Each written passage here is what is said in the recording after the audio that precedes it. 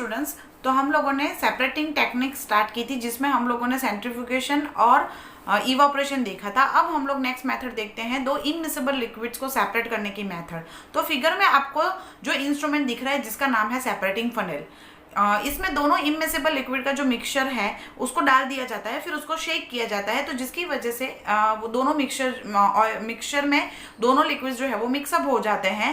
और मिक्सअप होने के बाद जो थोड़ी देर के लिए रेस्ट के लिए दे दिया जाता है। रेस्ट होने के बाद क्या होता है कि दोनों लिक्विड जो है वो फिर से डिफरेंट पोर्शन में हो जाते हैं। तो देखो यहाँ पे केरोसिन और वाटर का आपको दिख रहा है जो मिक्सचर है वो।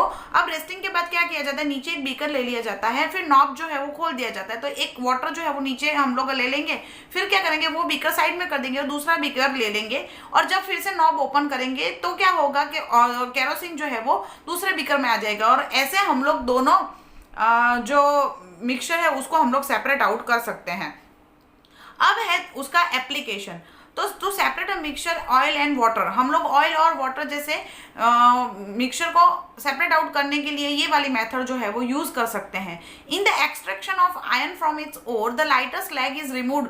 मतलब कि और मतलब क्या होता है कि जिसमें से जो मेटल जिस अर्थ के अंदर नेचुरली अवेलेबल होती है मेटल्स, तो जो पाउडर होता है जिसमें ये मेटल होती है जिसमें से हमको उसको अलग करना है, तो उसको हम लोग बोला जाता है और। तो वो और में से आयन को निकालने के लिए क्या होता है कि ये वाली टेक्निक यूज होती है। तो lighter slag is removed from a top by this method to leave a molten iron at the bottom in a furnace. मतलब फर्नेस में गर्म किया जाता है तो जो लिक्विड आयन जो है वो नीचे रह जाता है, और टॉप से जो स्लैग मतलब कि वो सॉल्यूशन जिसमें इंप्योरिटीज भी होती है दूसरी वाली, तो वो ऊपर रह जाता है, मोल्टन आयन जो है वो नीचे रह जाता है। तो सेपरेटिंग फनेल से हम लोग उसको सेपरेट आउट कर सकते हैं। Now how can we separate a mixture of salt and camphor. अगर सॉल्ट एंड कैम्फर का मिक्सचर लेते हैं तो उसको कैसे सेपरेट किया जाता है। तो कैम्फर जो है हमको पता है कि सब्लिमेट है। सब्लिमेट मतलब कि जो डायरेक्टली सॉलिड से गैस में चेंज हो जाए हीटिंग करने पे, तो उसको हम लोग सब्लिमल सब्सटेंस बोलते हैं। और वो सब्लिमल वॉलेटाइल नेचर में होता है। तो वॉलेटाइल मतलब क्या होता है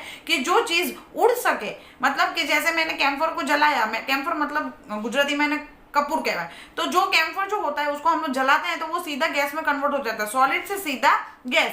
तो ये जो वॉलेटाइल कंपोनेंट है, तो ऐसे सब्सटेंस जो उड़ सकते हैं मतलब गैस में कन्वर्ट हो सकते हैं उसको वॉलेटाइल बोला जाता है। और वो वॉलेटाइल कंपोनेंट जो है उसके नॉन सब्लिमेबल इम्प्योरिटीज में से ये प्रोसेस से हम लोग उसको सेपरेट आउट कर सकते हैं। तो उसका एग्जाम्पल है ammonium chloride, naphthalene and anthracene.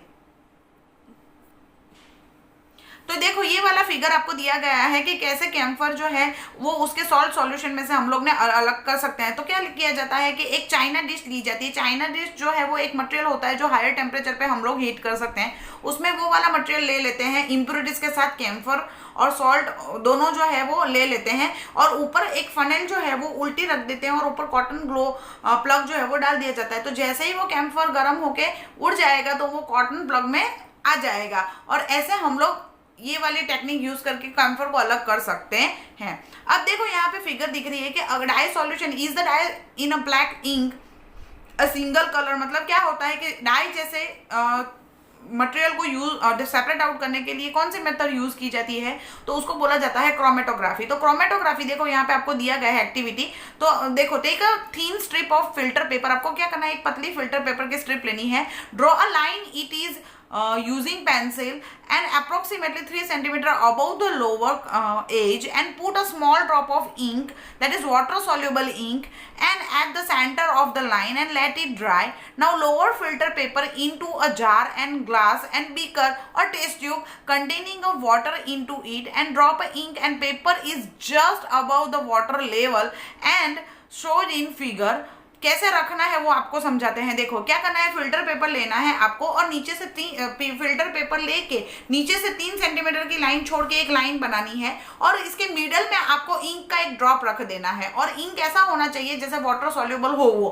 अब क्या करना है, या तो टेस्ट ट्यूब ले लो या बीकर ले लो या कुछ भी ले लो जिसमें 3 सेंटीमीटर से नीचे लेवल तक पानी होना चाहिए। वो डाल के ये फिल्टर पेपर को एक ग्लास की प्लेट पे लगा के इसको हम लोगों को ऐसे डुबोना है कि वो सिर्फ वो जो लाइन हमने बनाई है उसके नीचे वाटर का लेवल रहना चाहिए। अब थोड़ी देर आप जब छोड़ दोगे तो क्या होगा, ये वाटर जो है वो धीरे धीरे राइज होगा, उसके साथ जो वो इंक ड्रॉप हमने बनाया वो भी जो है वो राइज हो जाएगा। और फिर आपको कितने लेवल तक वाटर राइज अप होता है फिल्टर पेपर में वो रिकॉर्ड करके हमको रखना है। तो ये टेक्निक को क्रोमेटोग्राफी किया जाता है, क्रोमेटोग्राफी बोला जाता है। The ink that we use has a water as a solvent, मतलब इंक हम लोगों ने ली है जिसका सॉल्वेंट वाटर होना चाहिए और वो वाटर में राइज होके, मतलब वाटर सॉल्युबल होगा तो ही वाटर के साथ वो राइज होके फिल्टर पेपर में ऊपर जाएगा। तो dye is a mixture of 2 और मोर कलर। कभी ऑलवेज डाई जो है वो दो एक से ज्यादा कलर की मिक्सचर होती है। Colour component that is more soluble in water and rises faster. जो सॉल्यूशन डाई की जो वाला कंपोनेंट वाटर के अंदर ज्यादा सोल्यूबल होगा वो जल्दी राइज हो जाएगा। तो ऐसे हम लोग दो कंपोनेंट जो है उसको सेपरेट आउट कर सकते हैं और ये टेक्निक को क्रोमेटोग्राफी बोली जाती है। क्रोमेटोग्राफी ऑलवेज ऐसे सॉल्यूशन के लिए यूज किया जाता है जिसमें बहुत स्मॉलर अमाउंट ऑफ कंपोनेंट हो। ये वर्ड कैसे आया, तो chroma in Greek means colour. तो क्रोमा जो वर्ड है ग्रीक में उसका मतलब होता है कलर। तो ये टेक्निक जब सबसे पहले जिस साइंटिस्ट ने यूज की थी उसके नाम से इसको क्रोमेटोग्राफी नाम जो है वो दिया गया है। और क्रोमेटोग्राफी जो है उसमें ऐसे सेपरेट किया जाता है जो सॉल्यूट है वो सॉल्वेंट सेम सॉल्वेंट में डिजोल्व होता है। ये कहाँ पे यूज होता है, तो to separate a colour in a dye, pigments from natural colours and drug from the blood. Blood में से ड्रग को अलग करने के लिए, नेचुरल कलर में से पिगमेंट्स को अलग करने के लिए और डाई को अलग करने के लिए, कलर में डाई में से कलर को अलग करने के लिए हम लोग यूज करते हैं। अब आप लोगों को मैंने इमिसेबल लिक्विड की सेपरेशन टेक्निक बता दी कि जैसे पानी और ऑयल है वो, तो अगर मिसेबल लिक्विड हो, दो लिक्विड मिसेबल हो तो उसको सेपरेट आउट करने के लिए कौन सी मेथड यूज होती है, तो उसको वो मेथड को बोला जाता है डिस्टिलेशन मेथड। तो देखो आपको फिगर दिया गया है, इसको पूरे यूनिट को डिस्टिलेशन यूनिट बोला जाता है। तो इसमें कौन कौन से पोर्शन है वो हम लोग समझते हैं। तो ये राउंड शेप वाला जो है उसको राउंड बॉटम फ्लास्क बोला जाता है, जो अटैच है कंडेंसर के साथ, और नीचे जो है वो कलेक्टिंग वेसल्स है। तो इसमें क्या किया जाता है, जो राउंड बॉटम फ्लास्क के साथ थर्मोमीटर ऐड किया जाता है। तो जैसे ही दो लिक्विड को हम लोग मिक्स करेंगे, इसमें ऐसे लिक्विड लिए जाते हैं जिसके दोनों के बॉइलिंग पॉइंट अलग अलग होने चाहिए। फॉर एग्जाम्पल मुझे पता है कि पानी जो है वो 100 डिग्री सेंटीग्रेड पे बॉईल होता है, तो मैं क्या करूंगी, मैं टेम्परेचर ध्यान रखूंगी थर्मोमीटर के ऊपर कि 100 डिग्री से ज्यादा बढ़ना नहीं चाहिए। तो क्या होगा कि सिर्फ वाटर जो है वो वेपर में कन्वर्ट हो जाएगा।